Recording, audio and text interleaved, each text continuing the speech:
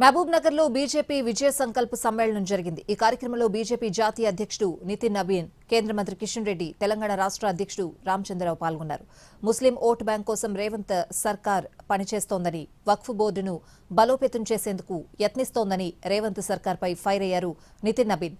రెండేళ్ల కాంగ్రెస్ పాలనలో ఒక్క ఫ్రీ బస్ అమలు తప్ప సీఎం రేవంత్ చేసిందేవీ లేదని విమర్శలు గుప్పించారు కిషన్ రెడ్డి। ముఖ్యమంత్రి మతోన్మాదుడు అంటూ రామచంద్ర మండిపడ్డారు। तेलंगाना में वक्फ बोर्ड के देश का सबसे अमीर वक्फ बोर्ड बनकर बैठा है। बड़े 77,000 एकड़ करीब जमीन उसके स्वामित्व में है। ये दर्शाता है कि किस प्रकार से समाज के लोगों का शोषण कर यहाँ की सरकार पूरी तरह से वक्फ बोर्ड को मजबूत करना चाहती है और कहीं न कहीं कांग्रेस की जो चरित्र रही है कि हम अल्पसंख्यक के तुष्टीकरण की राजनीति को आगे बढ़ाएंगे, तो भारतीय जनता पार्टी का कार्यकर्ता कमर कस के खड़ा हो गया है। हम इसके खिलाफ आंदोलन आगे बढ़ाने को तैयार खड़े हैं। నేను ముఖ్యమంత్రి రేవంత్ రెడ్డి గారిని సవాల్ చేస్తా ఉన్నాను, ఏ ఒక్కటి మీరు ఇచ్చినటువంటి హామీలు అమలు చేశారని చెప్పాలి।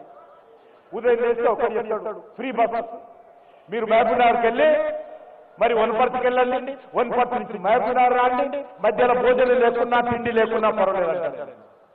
కాబట్టి ఒక ఫ్రీ బస్సు తప్ప ఈ రోజు తెలంగాణలో రేవంత్ రెడ్డి ప్రభుత్వము, కాంగ్రెస్ పార్టీ ప్రభుత్వము, రాహుల్ గాంధీ ప్రభుత్వము ఒక్క హామీ అమలు చేయలేదు। మీ ముఖ్యమంత్రినే ఈ రోజు మా రాష్ట్రంలో తెలంగాణలో మత రాజకీయాలు చేస్తుంది మీ ముఖ్యమంత్రి। జూబ్లీ హిల్స్ లో ఏం మాట్లాడారో ఒకసారి గుర్తుపెట్టుకోండి। Congress is Muslim, Muslim is Congress అన్న మాట ఎవరు మీ ముఖ్యమంత్రి కాదా అని అడుగుతా ఉన్నాను। ఈ రోజు మన రాష్ట్రంలో అనేక దేవాలయాలు కూలగొడితే ఈ కాంగ్రెస్ పార్టీ మాట్లాడకుండా విచ్చలవిడిగా వారిని వదిలేస్తే భారతీయ జనతా పార్టీ మాట్లాడితే మతోన్వాదులు మేమవుతామా, లేకుంటే ఆ పని చేసినటువంటి ఒక వ్యక్తులకు ఆశ్రయ ఇచ్చేటటువంటి మీరు మతోన్వాదులు అవుతారని చెప్తా అడుగుతా ఉన్నాను।